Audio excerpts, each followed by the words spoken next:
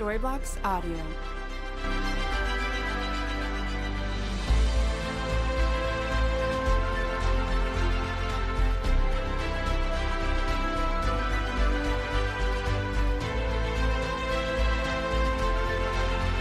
Storyblocks Audio.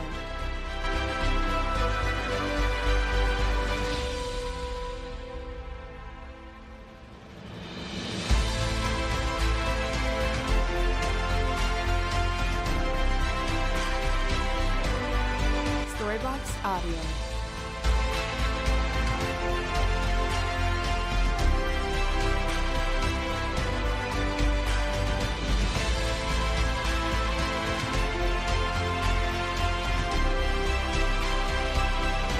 Storyblocks Audio.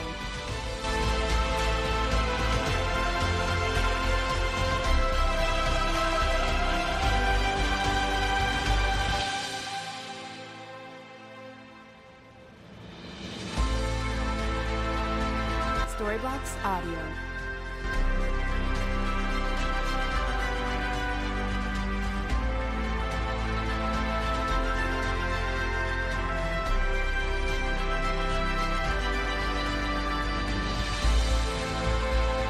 Storyblocks Audio.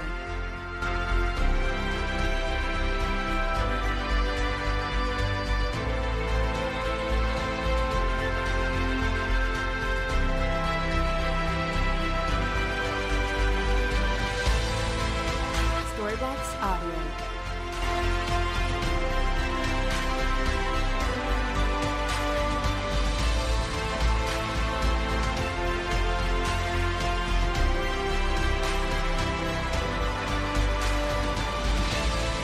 Storyblocks Audio.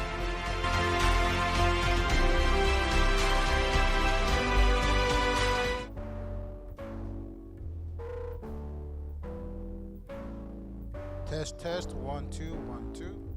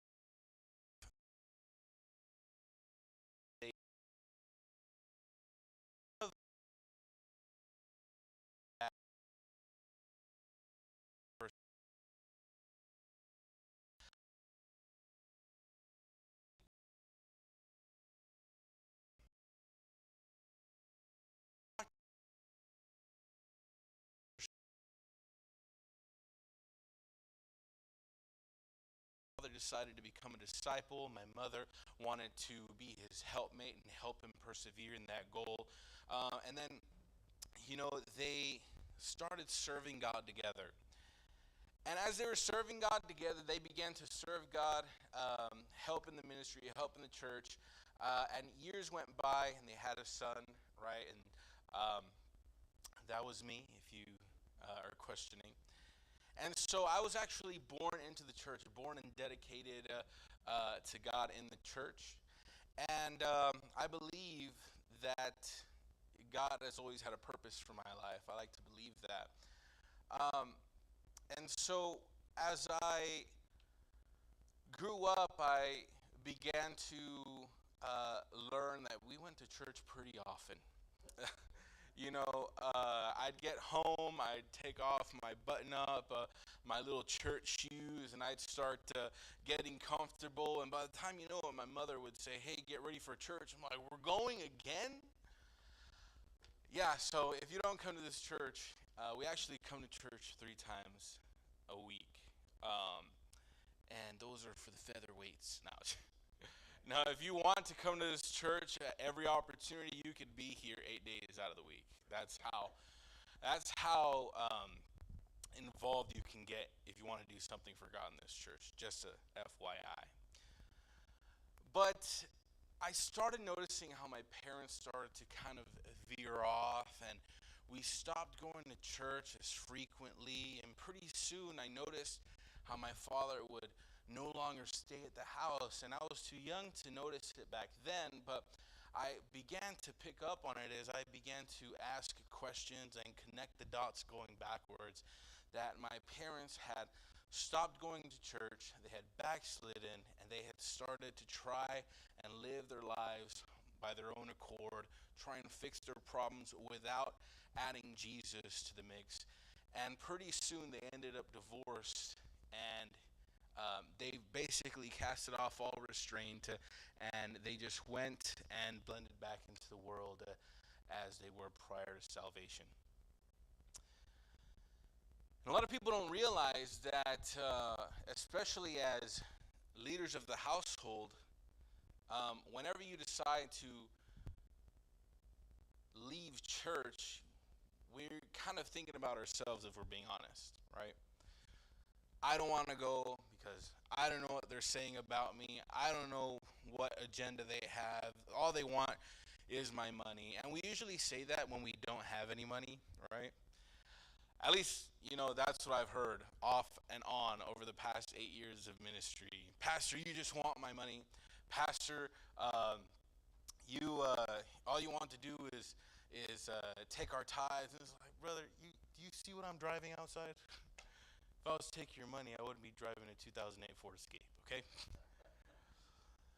But the reality is that whenever we decide to stop serving God, we take our family members with us without even acknowledging it. And so that's what happened. I followed my parents as if I had a choice, outside of the will of God. And we played the back and forth game for years. I would live with my father. And then if I got in an argument with my father, I would move to my mother's. And if I got in an argument with my mother's, I would go back and forth and back and forth and back and forth. And I'll tell you what that does. That creates self-esteem issues. That creates lack of confidence in oneself. Because you begin to feel like a rag doll. You begin to feel as if you're not worth people's attention, your parents' attention, your parents' acknowledgments. And so what that did, that began to create animosity and anger within me, right? Now I'm going on 8, 10, 12 years old, 13 years old, and now I'm starting to kind of do my own thing. I'm listening to my parents' word, at least hearing what they have to say, but nothing's really sticking. Nothing's sticking. Son, I don't want you to do drugs. Son, I don't want you to hang out with these people. Son, I don't want you to be talking like that. And my goodness, sometimes I think about how I used to talk to my parents back in the day, and it crushes my heart because I love my parents very much now. Um, and I started to just veer off. I started smoking weed. I started drinking alcohol. I started snorting cocaine, popping pills, getting arrested almost on a weekly basis. And something that I kind of commended myself on during that time was my ability to get out of certain situations with words. Officer, I am so sorry. You know what? I think I just got mixed up in the wrong crowd. I promise won't happen again. And so I was able to get out of uh, uh, um, things being stuck on my record time and time and time again. There were multiple times where I was caught with backpacks full of drugs, backpacks full of pills, marijuana, and things of that nature, right? More than what would be considered a personal amount. And so, time and time again, I, I commended myself on being able to get out of these situations. But looking back now, I see how God was protecting me in the process, right? God was helping me in those situations. God was allowing me the grace that I did not deserve. How many of you know, have ever heard that saying? God, you give us what we don't deserve, and you hold back what we do, right? And so that rings true in my life. 14, 15 years old, and I'm halfway gone. I recall um, my mother uh, calling the cops to pick me up from school, and that's always a huge scene. Walk out of 8th period, the cops are waiting for me in the hallway. They get me, they put me in the back of a cop car, they take me home, and they literally tuck me into the back seat of my mother's boyfriend's car. And because they just couldn't trust me, they couldn't make sure I was going to go home after. And so they did that on multiple occasions. But I recall a time where they put me in the back of his car, and we began to drive. No words were being said. My mom's boyfriend was in the driver's seat, and my mother was in the passenger. Where are we going? No answer. Where are we going? No answer. About half an hour in, my mother says, pull over. He can walk from here. And still unbeknownst to me, I did not know what was happening. She pulls over the car on the side of an orange grove, and she says, your dad lives around here. You could figure it out on your own. Get out of the car. You're moving back with him. So it went from you get to choose where you live to we don't want you to live with either of us, right? So I get off the car and I grab this car door and I slam it so hard that the back windshield shatters. I didn't even know that was possible. And I take off, have about 4 quarters in my pocket. I get to a payphone and put the first quarter in. I give my dad a call, and no answer. Second, third, no answer. On my last quarter, man, I put that quarter in, and he picks up the phone. I can't even understand what he's saying. He's so drunk. Yeah, I'll go get you. So he sends my Aunt Mary to come and pick me up. I'm like 15 at the time, I believe. My Aunt Mary comes and picks me up, and I go and stay with her because my father's too drunk to do anything. I ended up staying with my father. My father was going through his uh, second divorce, and so he just lost all will to do anything. So he wasn't working. He stopped paying his bills, and so with no job, you don't pay your bills. You don't get electricity. You don't get any water. And so for 6 months, I was sleeping outside. I was homeless for about 6 months. I'm sleeping outside. I am um, getting my clothes washed at family's houses, friends' houses. I'm stealing clothing. I'm stealing food, and it gets really bad to the point where um, I'm going to class. I'm getting home, and the doors are wide open. Child Protective Services are leaving posters on my doors, posters inside the house. They're walking the house to find where I am. And it was getting really bad. And I started to just go so downhill. I never touched alcohol because I hated alcohol because my father was a raging alcoholic. But I knew it got really bad when I started drinking every day.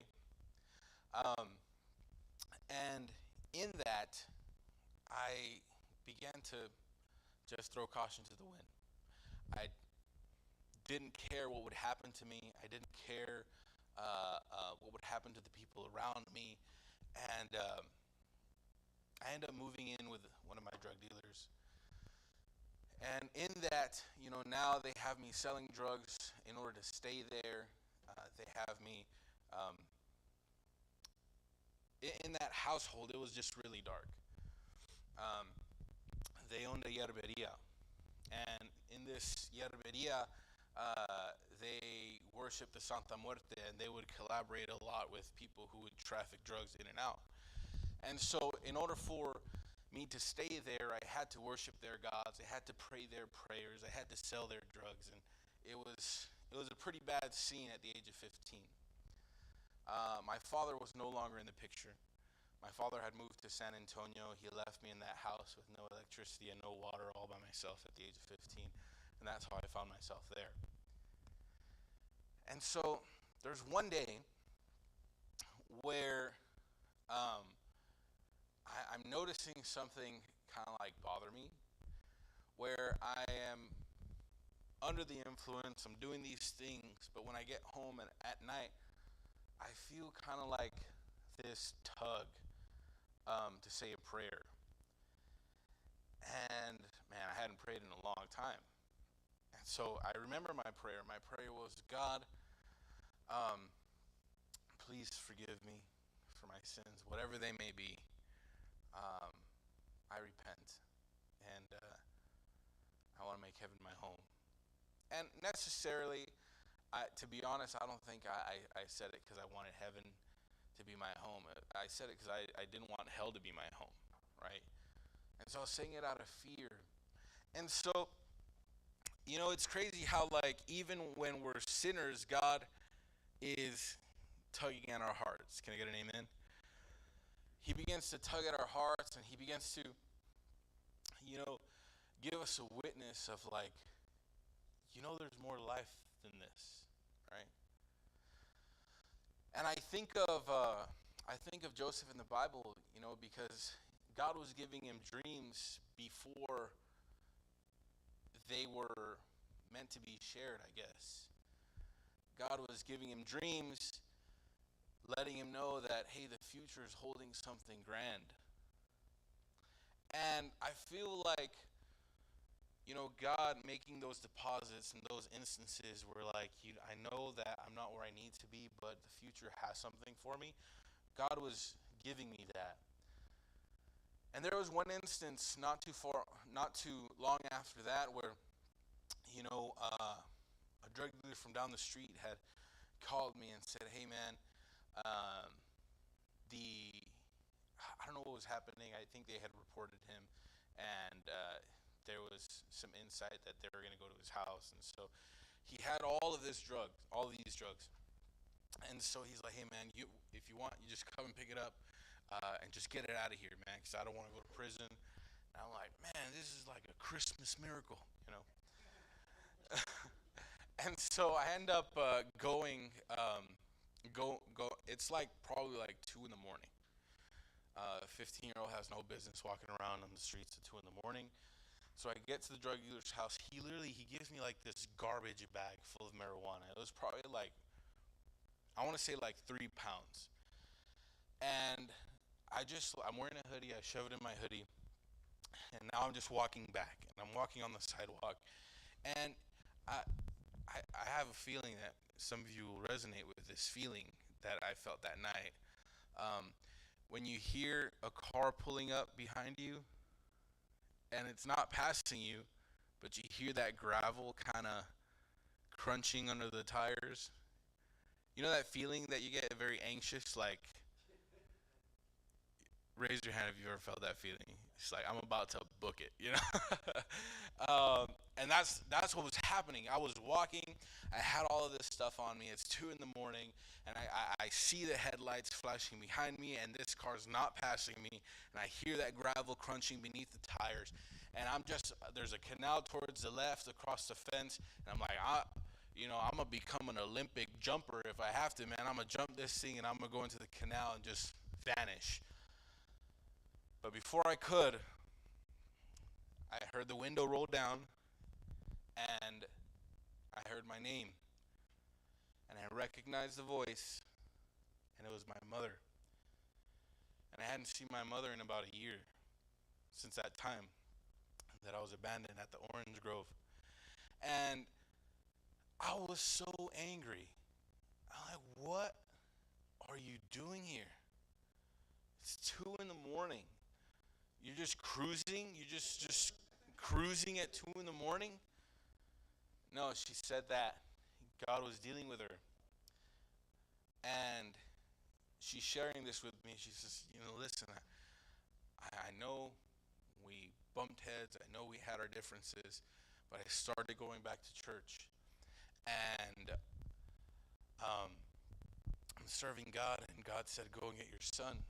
And so I came to find you. And with God, there's no such thing as coincidences. She says, where are you staying? It's like, I'm staying with a friend down the road. She's like, what's her name? I'm not going to give him any information, right? So she's like, you know what? Here's my phone number. If you could, think about it, you can come and live with me, and the only thing you have to worry about is going to class. And I don't know if I mentioned to you, but I live in McAllen. And so I was in Mission at the time. But all of my drug dealer friends were in McAllen. And I thought to myself, this is a Christmas miracle. And so I thought about it overnight, and I said, man, I have a lot more fun in McAllen. And so I called her, and I said, hey, you know what? I'll take you up on that offer. I'll go and stay with you. We settle our differences. And so I'm having a blast. All my friends are there. Literally, I'm staying in this neighborhood where so much bad influences around me. And one of my one of the times I noticed my mom leaving, and she's, hey, I'm going to church. You want to come? No, I don't want to come. And so then she takes off. Happened about 4 times until she said, hey, I'm going to church. You want to come? No. She's like, well, you're getting in the car. And so I ended up getting in the car forcefully. She put roofies in my drink. No, you know how it's like, doesn't matter what you got to do. You either got to drag them or drug them, but you got to get them to church. You know what I'm saying? And so they got me to church. I was high as a kite. And I remember it was around the time where they were having a 20-year anniversary. And Pastor Conrad was preaching. I thought he was the actual pastor. He was not. He was visiting. And he's preaching, and there's a thought going in my mind. And this thought is, if I get my heart right And if I say no to the world and yes to God, that means I can't go and do drugs after this. That means I can't go to the parties. That means I can't do this and do that. So I'm over here contemplating, right? Like I have something to offer, right? Sometimes we contemplate when we have nothing on the table, right? And I think sometimes that's our ego, and that's our pride. I think it's called el orgullo, right? But, a lot of times God is tugging at our hearts, and we're just, oh man, I don't think I could give up what I have. It's like, bro, you have nothing. What are you talking about? And that's where I was. I had nothing. I was homeless. I was addicted to drugs. I was drinking. I was uh, I was a freshman twice. That's embarrassing. When you don't care, it's not embarrassing, right? You're a flunky and you're like all proud walking down. The only class I passed was lunch. You know, but when you start when you get a revelation, it's like, dang, I got nothing, and God is tugging at my heart, and I'm like, no, I'm not gonna do it. And someone tapped on my shoulder, and then I caved. I caved.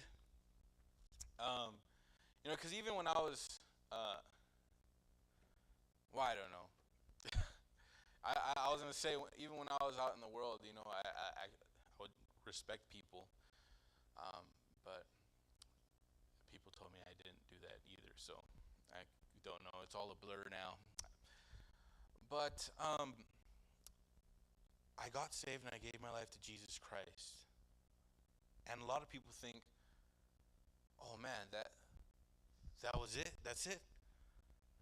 No, I actually did drugs a week later after I prayed the prayer of salvation. But this time it was different, guys. It was different because I did the drugs and I was walking home and I felt a feeling that I never felt before. I felt sick to my stomach. I felt as if I committed a heinous crime. And I didn't have an answer for it. I didn't know why I felt this way when I had done the same thing thousands of times prior to that moment.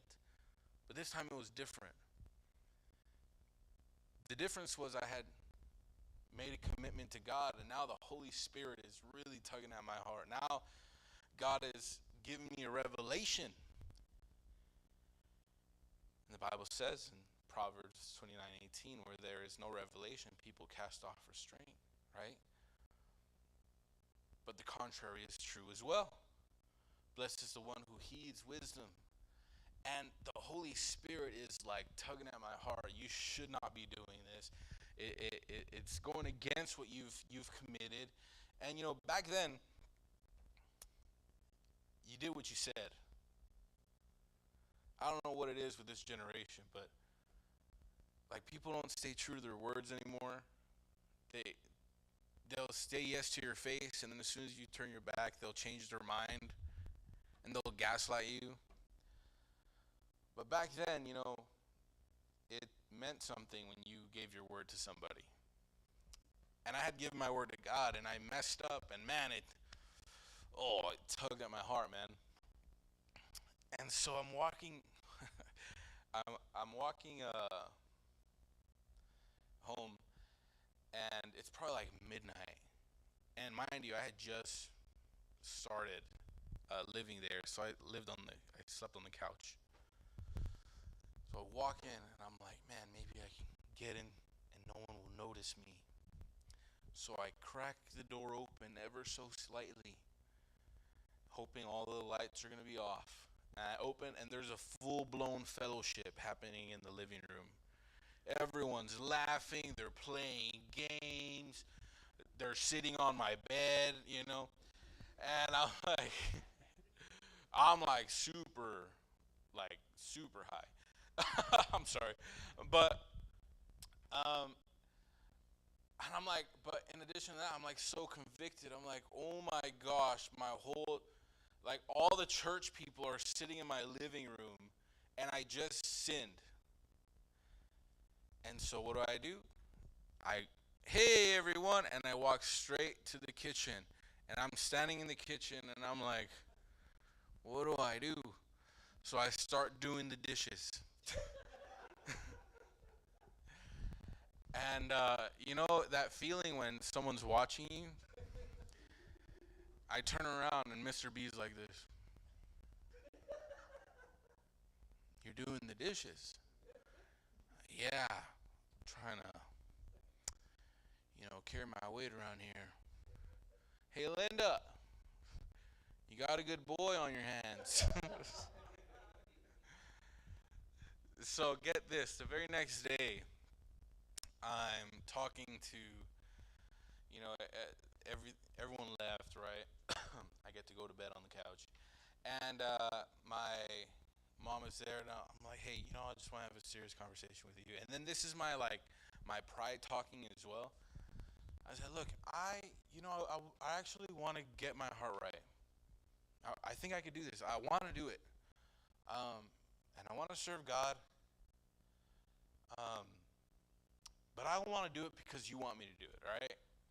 The attitude. And I don't want to do it because the pastor says it's the right thing to do. And I don't want to do it because someone taps me on the shoulder, all right? And I'm getting all heated up. I'm like, I don't want to do it because of anybody but me. I want to do this because of me. All right? So none of this like mushy-gushy stuff. I'm doing it because I want to do it. And she's like, okay.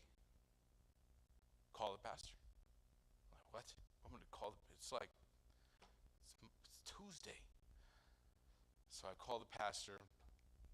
And I actually walk into the pastor's office. My mom drives me.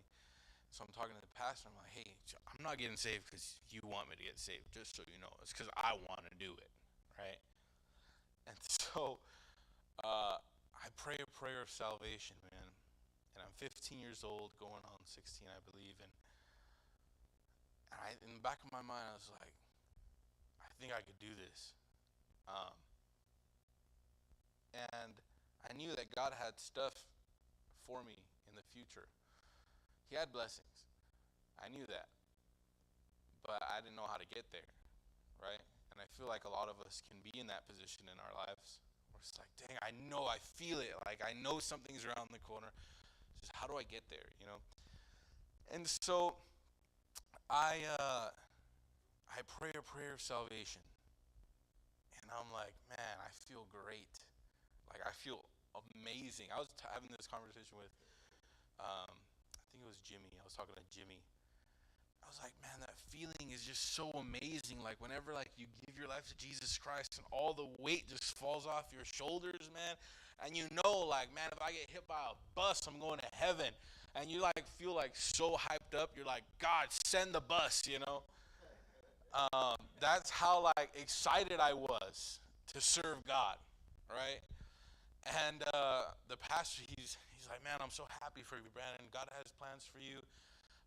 And so your mom was telling me that you're actually living with a curandera, right? And I'm like, oh, yeah. Yeah, she took good care of me. I think. I don't know what she was doing, actually.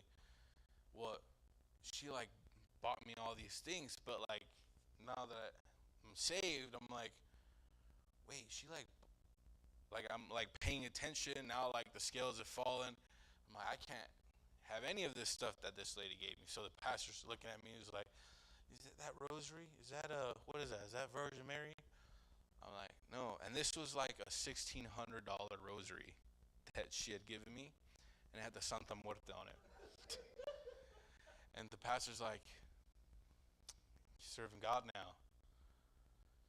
You want to throw that away? And I'm like, dang, can I pawn it? But I took it off, and I ripped it, and I threw it in the trash. And I'm like, man, I could do this Christian thing, I could actually serve God despite like what all these people said about me. Like, I'm the black sheep of the family. They don't want me around. I was homeless for a reason. Let's just say that. Like, I had family members that had space. Heck, my aunt has like an apartment in her backyard. I could have stayed there, but I was the black sheep of the family, guys. I can't stress that out enough. Like, stealing, smoking, getting arrested, like, bad news. And now I'm thinking, despite all that, I could be saved.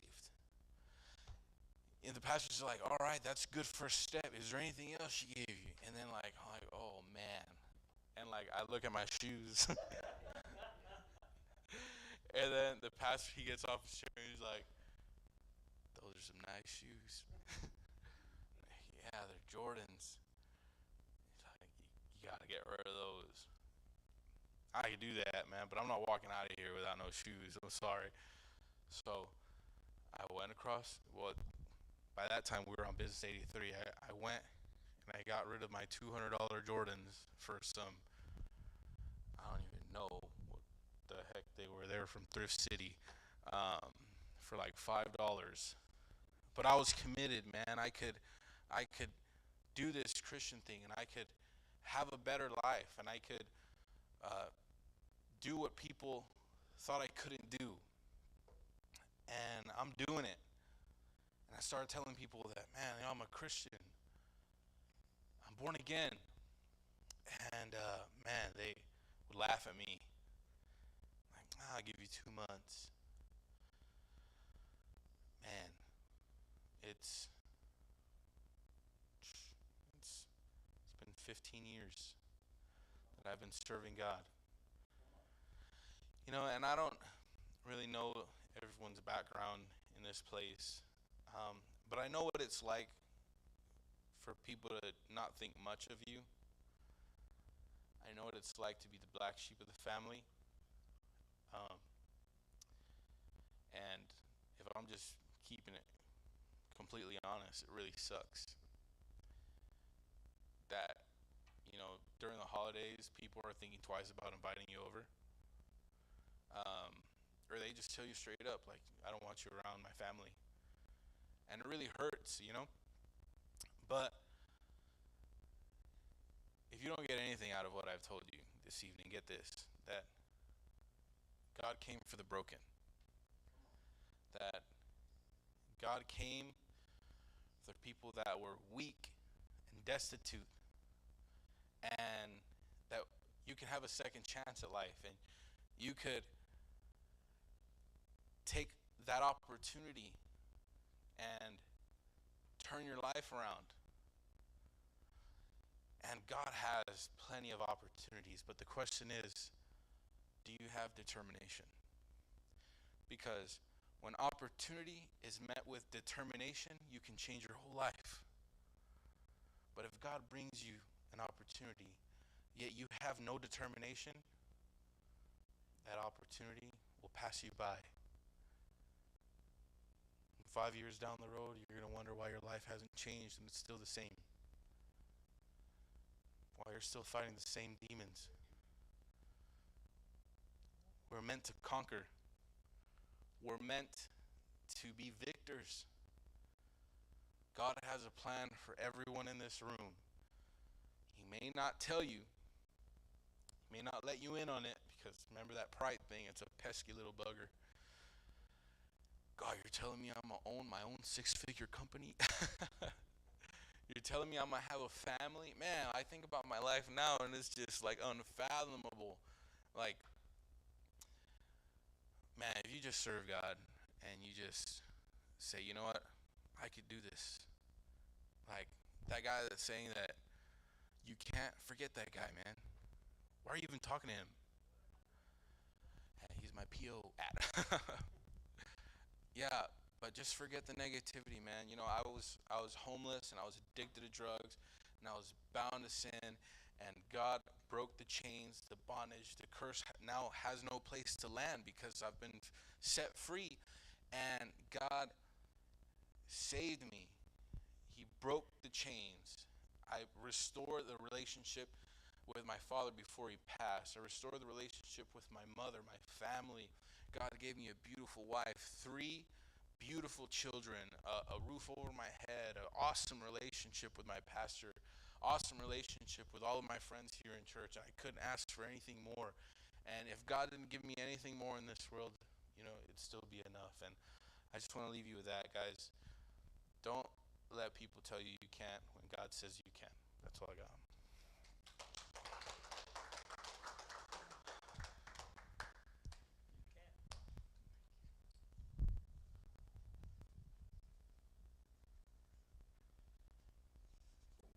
Let's give Pastor Brandon a round of applause and thank him for coming. And Eduardo Chavria is going to pass around the little bucket, so you can donate if you want to. You don't have to, but if you want to donate something, he'll be passing around the little bucket. And with that, this meeting of Choose a Change is concluded.